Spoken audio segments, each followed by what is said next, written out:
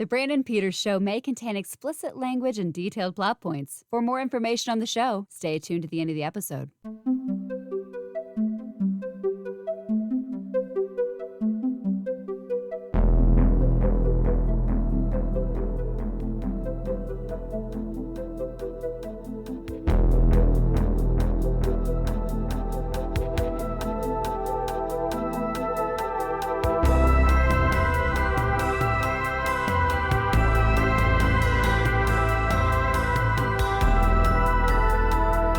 And now, here's Brandon.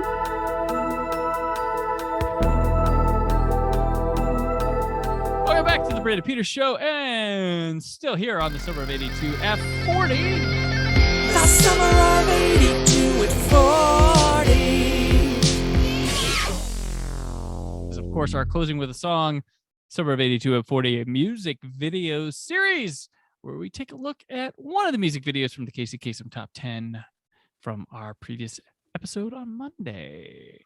And back again. Oh, we always love to have back again. It's Jessica Alsman from the Bob and Tom Show. And here. Hi. Hello. Howdy. I introduced How's it you weird. going? I introduced you Hey. weird. All right. Hello, hello. What did they say in the 80s? All these movies you're watching. Is it like far out or heavy, or what is the verbiage you hear the most? We're not to any like, well, in okay. 82? We haven't done really much in the way of teen movies. At this point, I think, oh no, at this point we are scratching the itch of teen movies. Okay. So in the coming month, we'll have Fast Times at Ridgemont High and Last American Virgin. But like of teen movies we had like Summer Lovers, which is just about a threesome in the Greek Isle in the summer. Not a lot of teen stuff there. Yeah. Was there any like verbiage, like words you're hearing a lot that's like, oh, I like round heels? You don't often hear round heels anymore. Not really. Bunch of squares, right, in movies. Yeah. Not that I can recall. But we're getting super local here on this one for you and I. But yeah. Hurts So Good. It was the lead singer from John Cougar's commercial breakthrough album American Fool, which also featured Jack and Diane, which I'm sitting here going, why couldn't this have been the hit of summer of 82? But we're here with Hurt So Good. And hand to hold on to, American Fool held on to the #1 position on the charts for 9 weeks. Hurt So Good, Wow. #2 on the Billboard Hot 100. So like people wanted the whole album. It wasn't just a song that was popular. This thing broke through. The song landed Cougar with the Grammy Award for Best Male Rock Performance. Who did he beat out, Jessica? Can you get even one of these? Lionel Richie. No. I got nothing. All right. He beat out Peter Gabriel for Shock the Monkey. Dang. Don Henley for Dirty Laundry. Our old pal Rick Springfield for I Get Excited. And Rod Stewart for Tonight I'm Yours. You set me up. I could have said Rick. I know. I was thinking you were gonna go for Rick, but American Fool was also nominated for Album of the Year. Who did it lose to?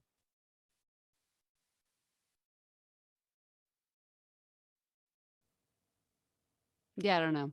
It's a band I never knew had Album of the Year before. I was Okay. Toto for Toto really? Toto 4, one with Africa and Oh man. Rosanna. Yeah. Well, Album of the Year. Also, Good for them. Yeah. Also nominated Donald Fagen for Nightfly, Billy Joel for The Nylon Curtain, and Paul McCartney's Tug of War. Let's see here. So John Cougar. Some of you might be like, who the fuck? John Cougar. Johnny Cougar was previous. Okay, so there's a fellow. His name is John Mellencamp. He went into rock and roll and stuff. And when producers and stuff got a hold of him, they said, nobody's going to listen to anyone called John Mellencamp. That's kind of boring. So he was named Johnny Cougar, which he didn't know of. They changed his name without telling him, put it on an album. Oops, it's for sale. He's like, nobody calls me Johnny. So then he moved to John Cougar. And in the journey to get his name back, he then became John Cougar Mellencamp to then take back his rightful place as John Mellencamp. It's a He's journey. He's a guy that said, "Fuck your stage name. I will get mine back." But you don't see many people doing. Well, we have Tandy. Tandy Newton is now Tandaway Newton, her real name. So we got that sort of thing going. Yeah. But yeah, he came back. John Mellencamp is, he was born and raised in Seymour, Indiana. Still lives here in Bloomington, Indiana, where Jessica and I don't live in Bloomington, but we live in Indiana. And this video today for Hurt So Good was filmed in Medora, Indiana, which is just southwest of his hometown of Seymour, where Mellencamp was born and raised. I've been to Seymour, and those of you who know lyrics to like Jack and Diane, there is no Tasty Freeze, so you can't get a Coney dog or chili dog and suck it down there. There's no Tasty Freeze there. That's fair. I have friends from Seymour, Indiana, I went to college with and stuff, and that like the Mellencamp family still kind of a big deal. Like you'll hear, like they talk about I believe his father's no longer around, but his parents were stuff like they would know if John was around. He was a big deal. It's a small town. Yep. But yeah, he does not lie. He was born in a small town. Yeah, it's cool is that like even when he was coming up, he'd like go into the Bob and Tom show on Q95 because it was local in the 80s. Mhm. So he would still go in and do stuff with them. He recorded live music at the Static Shack, which Mhm. is like the recording studio that Tom owns, where we still have our offices. Mhm. So Mellencamp's actually performed live there. And then 2 years ago, before 2020, it must have been like 2019, he Mhm. came in and was in the studio. And he played a little bit, but he smoked the entire time. And He now, looks like if you wanna ad for not smoking, kids, take a look at John Mellencamp over the And years. it's not legal technically to smoke inside of the building, but it was like old school radio. And Tom was just like, you could see he was giddy as a schoolboy because I mean, he did not ever, like, as soon as the cigarette was out, he had another one lit.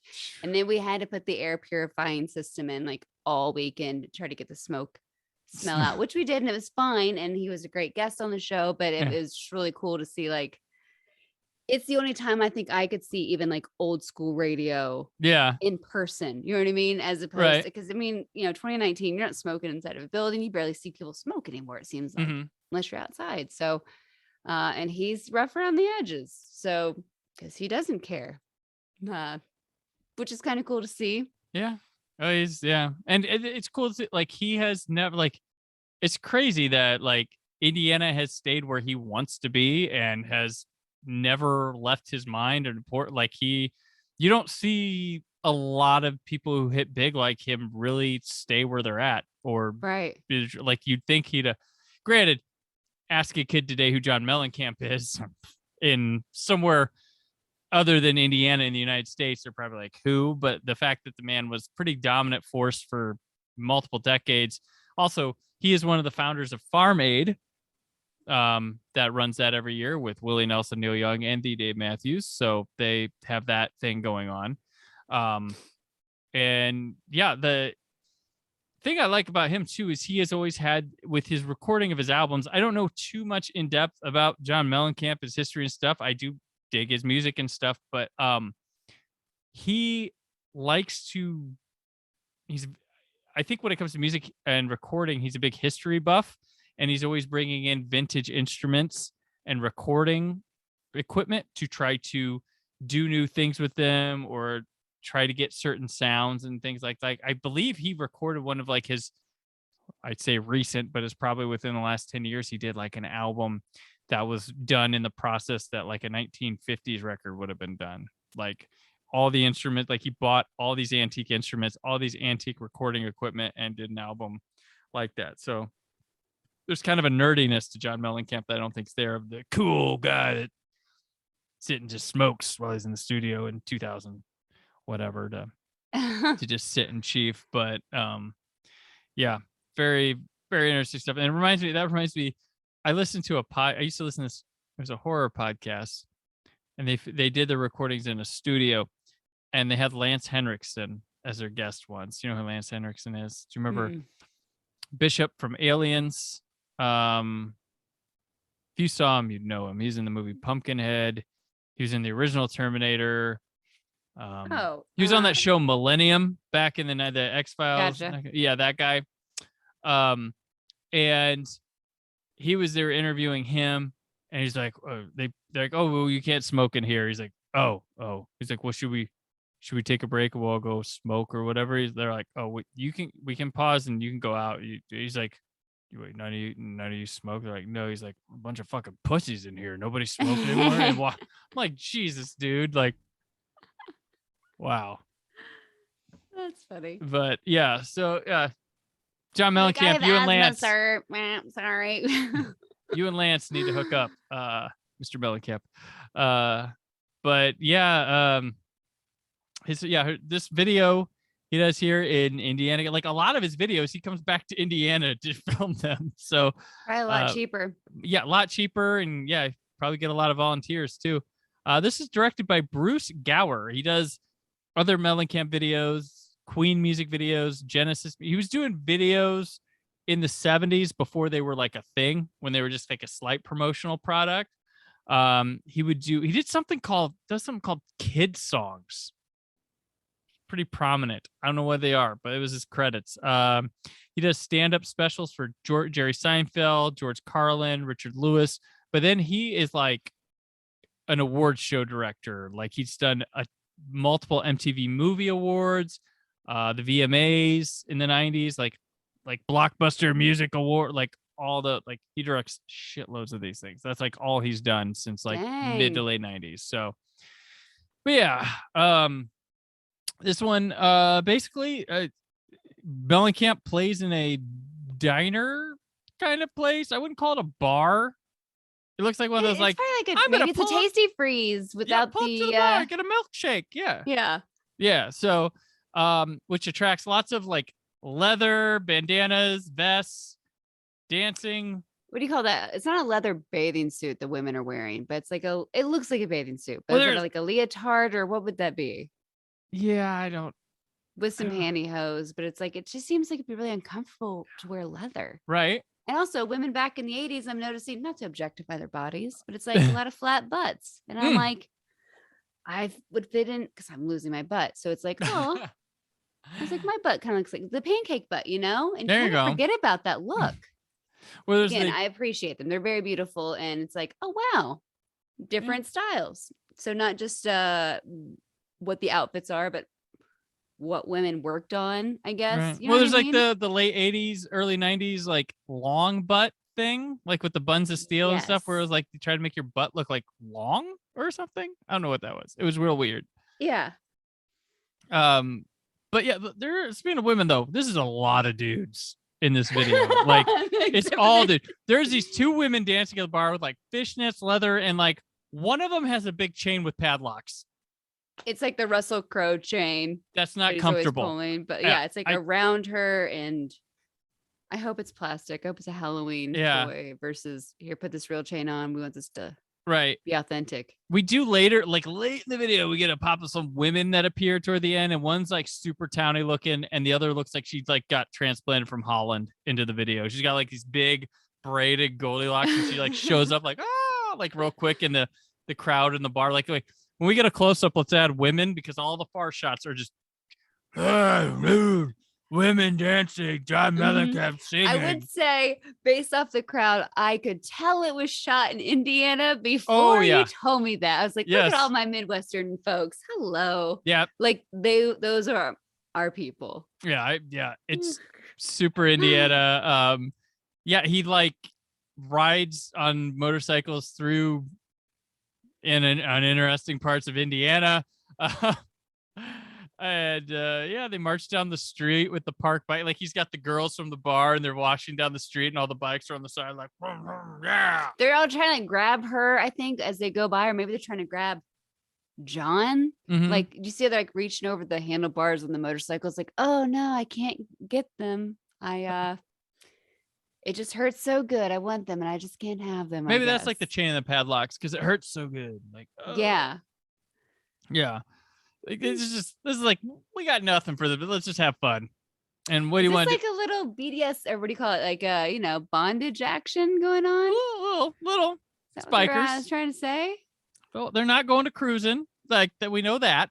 But so yeah, it's got to be that way around. But yeah, it's interesting. But it fits the song, I guess. The vibe at least does. At least it goes with the beat of the song. Like Mhm. you pointed out in other videos we've talked about, they're kind of jumping around and they're clapping. Mm-hmm. And it just matches, the beat, the vibe Yeah. versus nothing super artsy. Yep, it's a performance video, and it's like, okay, how are we gonna present the performance? Let's sing at the camera. Great. Yep, dancing Let's on get that. bars hurts so good. Yeah, Mr. Cougar, which we call a college. My roommates that were from Seymour or whatever, because I lived with some for a while, and we call him the Coug. He was by far John Mellencamp by then, but Yeah. But yeah, I remember it was funny. Like, I didn't find out for the longest time, like, till I was like somewhere when I was like, okay, I think it was running around the time when his Dance Naked album came out, the one with Wild Oh, yeah, Nights, yeah. the cover. Mhm. That like I found out he was like from Indiana. I was like, oh, that's really cool. So you got Michael Jackson and John Mellencamp And Axl Rose. and Shelley Long. That was who we had. Yep. Oh. Yep. There's more than that. There's some guy Mhm. from Days of Our Lives too, I think. I think Mick Foley. Is Is Mick Mick Foley Foley? from Indiana? Hold on. That guy from Survivor that looks like Mick Foley's from Indiana. Rupert. Yeah. But Mick Foley was born in Bloomington, Indiana. How okay. about that? Hey, Mick. You're welcome. That's- Your random that's, Hoosiers. But yeah, I will say, like, I was I will on the show do Jack and Diane at some time, because that was a video that was on my list that I hadn't got to yet. And then like I wanted to pick up Mellencamp for this. And I'm like, oh man, all right. Well, so we're doing Hurt So Good, but we'll talk Jack and Diane at some point here in the summer of '82 at 40. But yeah, this is Hurt So Good. There's not a lot to talk about. We've talked side stuff about Mellencamp, but and the fact that the director, he's a award show maniac. So here we go. But yeah, it's a pretty good Mellencamp album. This is his big commercial breakthrough. He did have that song I Need a Lover, which hit him big in Australia, and then they re-released it here. It was a big hit for him too. But he had like a couple albums where he really got a chance to warm up and keep going. You don't get that nowadays. You got a hit right away. Like, I was reading an article about how like Pink Floyd would have never made it today. Like they didn't become the Pink Floyd we knew and got people paid attention till later, and they were allowed to grow as a band in studio and touring throughout, and that wouldn't happen now. Like, Unless they just like release stuff on YouTube and right, yeah, kind of got famous that way, and then true. Yeah. Now I guess, I mean, I look at like when I I do stuff for this show, like I go through a lot of cover videos because I use popular music in some of my audio, and a cover song won't get picked up.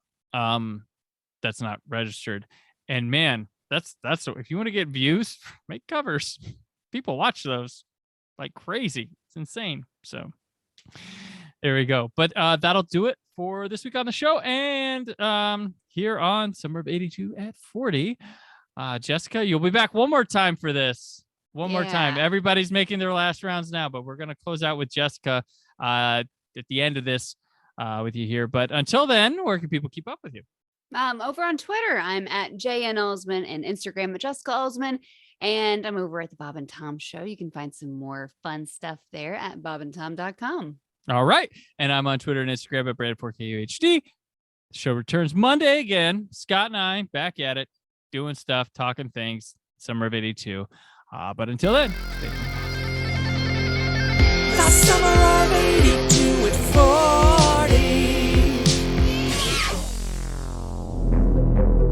40. Thank you for listening.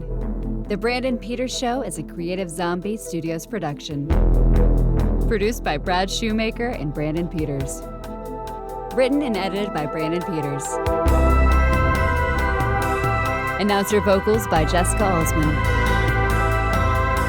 Theme song by Metavari. Web design and show art by Brad Shoemaker with Brandon Peters. All music and clips featured in the episode are property of their respective studios, and no infringement is intended. The Summer of 82 at 40 and News of the Moment themes by Pres Maxson.